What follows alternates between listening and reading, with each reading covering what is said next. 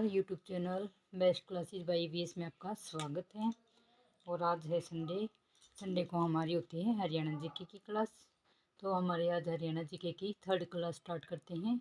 पिछले 2 संडे को हमारी दोनों क्लास हो गई थी। तो आज की क्लास में हम आगे का पढ़ेंगे, जो हमने पीछे पढ़ा था उससे अगला पढ़ेंगे। कि इसके अंदर आज हम थोड़ा हरियाणा की भौगोलिक स्थिति के बारे में जानेंगे कि हरियाणा के अंदर कितना क्षेत्रफल आता है, कौन से भाग में स्थित है, कौन से क्षेत्र में कौन से भाग में कैसा क्षेत्र है, तो उसके बारे में पढ़ेंगे। चलो स्टार्ट करते हैं। जो हरियाणा है 1 नवंबर 1966 को संयुक्त पंजाब यानी कि पंजाब के साथ जो इकट्ठा था उससे 35.88% भाग लेकर एक स्वतंत्र इकाई बना। सबको ही पता है कि 1 नवंबर 1966 को अलग हो गया था। तो हमें ये ध्यान रखना है कि इसके अंदर कितना भाग मिला, 35.88% भाग मिला है। ठीक है। फिर अगला है हरियाणा अलग बनने से पहले ये पंजाब का कौन सा हिस्सा था? पूर्वी हिस्सा था। यानी कि ये अलग हरियाणा बनने से पहले हमारा जो प्रदेश है हरियाणा, वो पंजाब का कौन सा हिस्सा था? पूर्वी हिस्सा था। क्वेश्चन ये आता है सबसे ज़्यादा कि हरियाणा की स्थिति भारत के संदर्भ में उत्तर पश्चिमी भाग में है। हरियाणा की स्थिति भारत के संदर्भ में अगर देखें, वो तो पहले था 1 नवंबर 1966 से पहले जब पंजाब का हिस्सा था तो पूर्वी हिस्सा था। लेकिन अब क्वेश्चन ये बनता है कि भारत के संदर्भ में हरियाणा की क्या स्थिति है, तो उत्तर पश्चिमी भाग में है। कहाँ है हमारा हरियाणा? भारत के उत्तर पश्चिमी भाग में है। हरियाणा जो है उसके अंदर लगभग 93% भूभाग है वो समतल राज्यों में आता है। यानी कि जो हरियाणा राज्य है उसके 93% भाग पर जो भूभाग है, जो पृथ्वी यानी कि जो जमीन है वो समतल है, यानी कि पहाड़ी क्षेत्र कम है। तो 93% भूभाग समतल है, तो 7% हमारा क्या हो गया? पहाड़ी क्षेत्र हो गया। यानी कि 7% भूभाग पर हमारा क्या है? पहाड़ी क्षेत्र है। 93% तो हमारी क्या है? समतल भूमि है। और 7% भूभाग पर हमारी क्या है? पहाड़ी क्षेत्र है। हरियाणा का क्षेत्रफल भारत के क्षेत्रफल का 1.34% है। ये कह रहे कि हरियाणा का जो क्षेत्रफल है वो भारत के क्षेत्रफल का कितना है, यानी कि हरियाणा को भारत से कितना क्षेत्रफल मिला है? 1.34% भाग मिला है। और पंजाब से ये 35.88% भाग मिला है। हरियाणा के 3.09% भाग पर क्या है? अरावली पर्वत की श्रृंखला है। कौन सी पर्वत की श्रृंखला है? अरावली पर्वत की। कई बार ये क्वेश्चन भी पूछ लेते हैं। आगे देंगे कि अरावली पर्वत है वो कौन कौन से जिलों के अंदर है, शिवालिक की पहाड़ियाँ हैं वो कौन से जिलों के अंदर हैं। तो ये हरियाणा के 3.09% भाग पर अरावली पर्वत की श्रृंखला है। और हरियाणा के 1.67% भाग पर शिवालिक पहाड़ियाँ हैं, शिवालिक की पहाड़ियाँ हैं। ठीक है। 1.67% भाग पर शिवालिक पहाड़ियाँ हैं और 3.90% भाग पर अरावली पर्वत है। हरियाणा प्रदेश को भौगोलिक दृष्टि से हम कितने भागों में बांटते हैं? 3 भागों में बांटते हैं। हरियाणा, कुरुक्षेत्र और बटियाना। कितने भागों में भौगोलिक दृष्टि से हमें आज हरियाणा का भौगोलिक क्षेत्रफल के बारे में पढ़ रहे हैं, भौगोलिक जो स्थिति उसी के बारे में पढ़ रहे हैं। तो उसकी दृष्टि से हमारा हरियाणा 3 भागों में बटा हुआ है, हरियाणा, कुरुक्षेत्र और बटियाना। इसमें से कई बार क्वेश्चन पूछ लेते हैं। जो हरियाणा का कुल क्षेत्रफल है वो कितना है? 44,212 वर्ग किलोमीटर है। कितना है?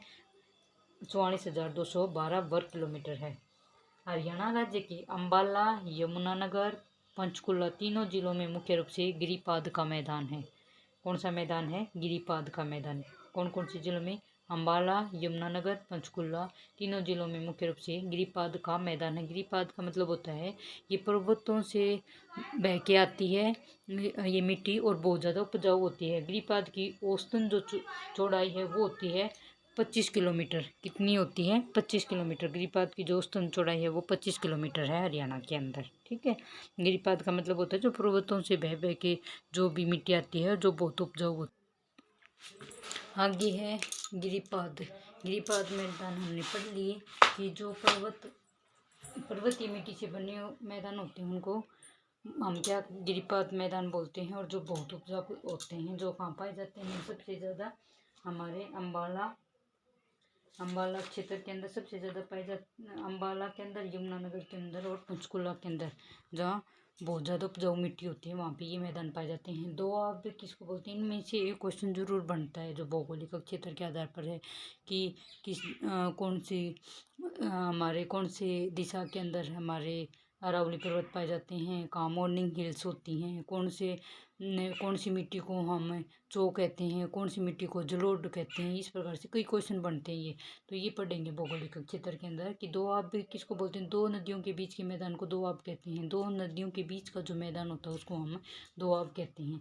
जो शिवालिक पर्वत श्रृंखला है वो दो भागों में बांटा जाता है। एक तो ऊंच शिवालिक होती हैं जो ऊंची होती है, और एक निम्न होती हैं। जो ऊंच शिवालिक होती हैं वो 600 मीटर से अबोव होंगी, और जो निम्न शिवालिक होती हैं वो होती हैं 400 से 600 मीटर तक की ऊंचाई में। शिवालिक जो पर्वतमाला में स्थित है वो हरियाणा की चोटी, जो शिवालिक पर्वतमाला में जो स्थित हरियाणा की सबसे ऊंची चोटी है वो है करो, और जिसकी जो ऊंचाई है वो 15 से 14 मीटर होती है। और ये कहाँ पे मोरनी की पहाड़ियों में स्थित है। कहाँ पे, मोरनी की पहाड़ियों में स्थित है। और मोरनी की पहाड़ियाँ कहाँ पे हैं, हमारे कौन से क्षेत्र के अंदर पाई जाती हैं, हमारे पंचकुला वाले अम्बाड़ा वाले क्षेत्र के अंदर ये पाई जाती हैं। हरियाणा के मैदानी भाग से समुद्र तल की ऊंचाई है वो 700 से 900 मीटर है। गिरिपाद के मैदान को अक्षेत्रीय, यानी कि गिरिपाद जो मैदान बनता है पर्वतीय मिट्टी से जो मैदान बने होते हैं उनको अक्षेत्रीय स्थानीय भाषा के अंदर घर, या तो क्या कहा जाता है, घर, या फिर कंगी कहा जाता है, या तो घर कहा जाता है उनको या कंगी कहा जाता है। कई बार क्वेश्चन देखने को मिलता है ये। गिरिपाद के मैदान में जो नदियों द्वारा गड्ढे बनाए जाते हैं उन्हें चो कहते हैं। ये क्वेश्चन भी इनमें से जो किसको क्या बोलते हैं, इनमें से क्वेश्चन कई बार पूछ लेते हैं। तो गिरिपाद के मैदान में जो नदियों द्वारा गड्ढे बनाए जाते हैं उनको क्या बोलते हैं, चो कहते हैं। यानी कि जैसे नदियों का बहाव होता है तो उनके अंदर गड्ढे गड्ढे बन जाते हैं, जिनको क्या बोलते हैं, चो। हरियाणा राज्य के अंदर मात्र सिरसा जिले में अनकाई दलदल पाया जाता है। कई बार क्वेश्चन पूछ लेते हैं कि सिरसा जिले के अंदर कौन सा क्षेत्र पाया जाता है, या फिर अनकाई दलदल है वो कहाँ पाया जाता है। तो सिर्फ हरियाणा के सिरसा जिले के अंदर ही क्या पाया जाता है, अनकाई दलदल पाया जाता है।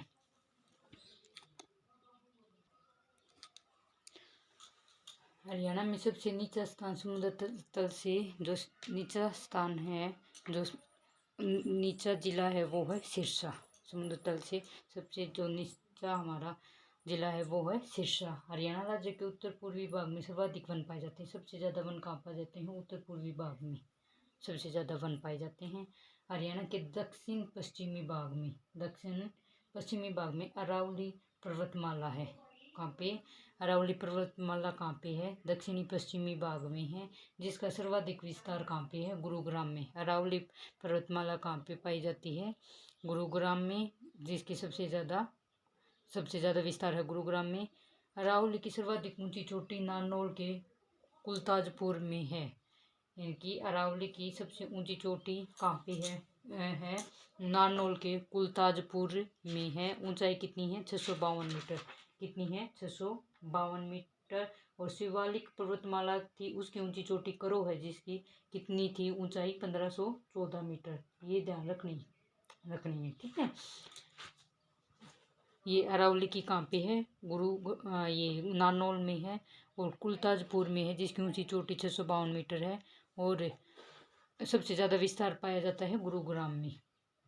फिर है हरियाणा के अरावली व शिवालिक मैदान में फैली भूमि को जलोढ़ कहा जाता है। हरियाणा में के जो अरावली व शिवालिक मैदानों में फैली भूमि को जलोढ़ कहा जाता है। घग्गर नदी द्वारा निर्मित बाढ़ के मैदानों को नली कहा जाता है। इनमें से क्वेश्चन जरूर पूछ लेते हैं कि जलोढ़ किसे कहते हैं, नली किसे कहते हैं, चौक किसे कहते हैं, बट किसे कहते हैं। तो ये क्वेश्चन कई बार आ जाते हैं कि या गिरिपाद किसे कहते हैं, दोआब किसे कहते हैं। इनमें से क्वेश्चन कई बार पूछ लेते हैं। तो घग्गर नदी द्वारा, घग्गर क्या हमारी एक नदी है जिसके द्वारा निर्मित बाढ़ के मैदानों को, जब उनके अंदर बाढ़ आती है तो मिट्टी वगैरह बहा के ले के आती है, उनसे मैदान बनते हैं, उनको नली कहा जाता है। जो मारकंडा जो नदी है उसके द्वारा निर्मित मैदानों को बट कहते हैं।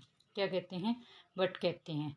जो मारकंडा नदी है उसके द्वारा बने मैदानों को बट कहा जाता है, और घग्गर नदी द्वारा बने मैदानों को नली कहा जाता है, ठीक है। इसको हम बैक बोलेंगे। तो ये हमारी भौगोलिक क्षेत्र था, कुछ जो इम्पोर्टेंट चीज़ें थी वो इसके अंदर आ गई हैं। अब आगे हम पढ़ेंगे कि अगली जो संडे है आएगा उसके अंदर हमारी कि सबसे ज़्यादा वन कौन से ज़िले में पाए जाते हैं, वर्षा कौन से ज़िले में होती है, सर्वाधिक जो चीज़ होती है उनके बारे में पढ़ेंगे। आज के लिए इतना ही, धन्यवाद।